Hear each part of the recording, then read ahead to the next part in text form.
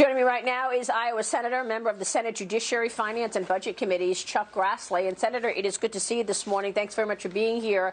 Take us behind that closed door yesterday. What was your takeaway on day one of the hearings for Judge Barrett? Well, you heard from the other side that it's all about health insurance, and this doesn't have anything to do with health insurance. This is all about getting a qualified person, very highly qualified person, on the Supreme Court. So from the other side, you heard everything that distorts and distracts. And you have Vice President Biden and you have Eric Holder yesterday talking about what we're doing is packing the Supreme Court because they're finding out how unpopular the Vice President's position is on packing the court. He won't even tell them whether he's for it or against it.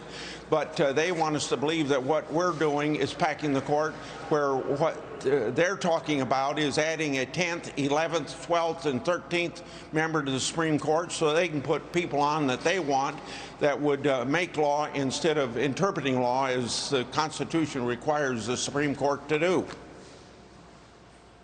Yeah, there's a lot of obstructing going on, Senator. I want to get to Russiagate in a moment and your efforts to get documents. But first, please explain to our audience the ramifications of stacking the court, of getting, we've had 9 members of the Supreme Court since the 1880s.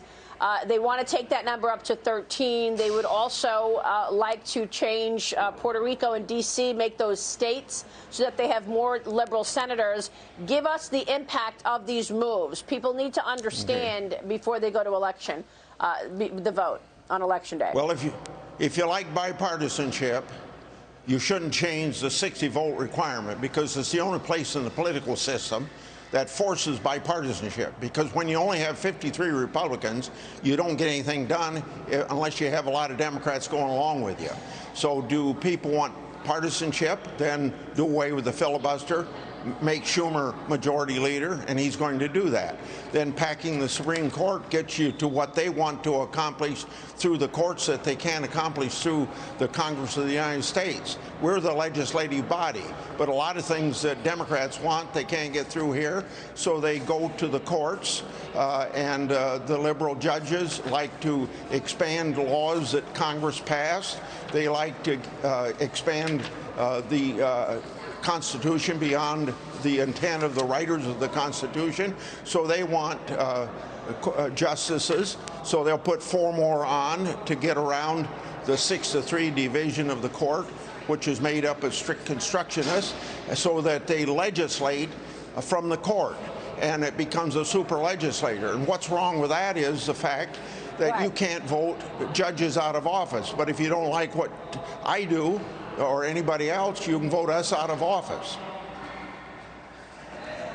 Yeah, you have been pushing to the FBI to hand over all of the relevant documents in the Russiagate scandal. I want to ask you about this because I have reported, and now the Federalist has reported, that CIA Director Gina Haspel is blowing off your calls from you and other Republican senators to hand over Russiagate documents, which were requested more than 2 months ago. But I can tell you that I know on the House, Devin Nunes and John Ratcliffe, I've been speaking with them for 3 years, and they've been requesting documents that they have not gotten. You are now waiting on Andrew McCabe, the #2 guy at the FBI, former #2 guy. You want his texts. Tell me what you've asked for and what the answer is that you've received, Senator. Well, his email that tell us a lot that we don't know. What little bit we've seen, we're learning more, but we know there's a lot more there, because when we were down at the Justice Department, we saw a whole binder of his books, of his emails. And so yesterday, Johnson and I wrote a follow-up. Now, why wouldn't the first letter that we sent a long time ago get every email if that's what you asked for? But there's something embarrassing in these emails that they want to cover up. And this gets me back to what I heard the president last night say in Sanford, Florida. He says, I'm not part of Washington. I'm the first non-politician to be president of the United States. I'm representing the people of the United States. And they've been trying to throw me out of office for 4 years. And he says if I'm not reelected, they're going to get away with it. And so if we want Durham's work done, if we want all these emails out, and Biden gets to be president, this is all going to be covered up, just like even in this administration, the deep state people have not cooperated even with the chief executive of the United States to get stuff out.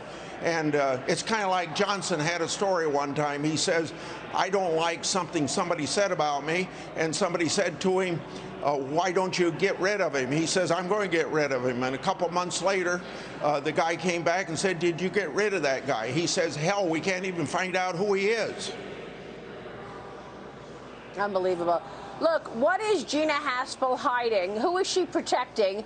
Gina Haspel is the CIA head right now, director of the CIA, but under John Brennan, during all of these dirty tricks that they played on Donald Trump and the Republicans, she was the station chief of the CIA in London.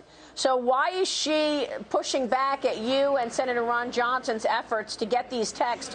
We also know that Andrew Weissman, part of the Mueller team, they wiped clean 31 phones. You are never going to see those texts on those phones because they wiped them completely clean. Why isn't this considered obstruction? And why aren't you subpoenaing Andrew McCabe to come down and explain it all? He pulled out of your hearing the other day. He was supposed to testify in front of the Judiciary Committee, but he pulled out. So why not subpoena him? Well, Graham's going to have to make that decision because Graham thought he had him coming willingly, and then he turned down last week that he was supposed to be here. So you'll have to ask Senator Graham that question, but I hope Senator Graham follows up with a subpoena. And Gina Haspel, blowing you off? Why? Who is she protecting? Oh, I'm sorry. The bottom line of it is that I think Brennan is the biggest guy, but I think there's probably something in the emails involving Carter and Papadounos that maybe have her name in it, and she could be part of this conspiracy as well. Gina Haspel could be part of this conspiracy as well. Senator, thank you very much for joining us this morning. Good to talk with you. We'll be watching your efforts. Senator Chuck Grassley joining us this morning in D.C. Thank you, sir.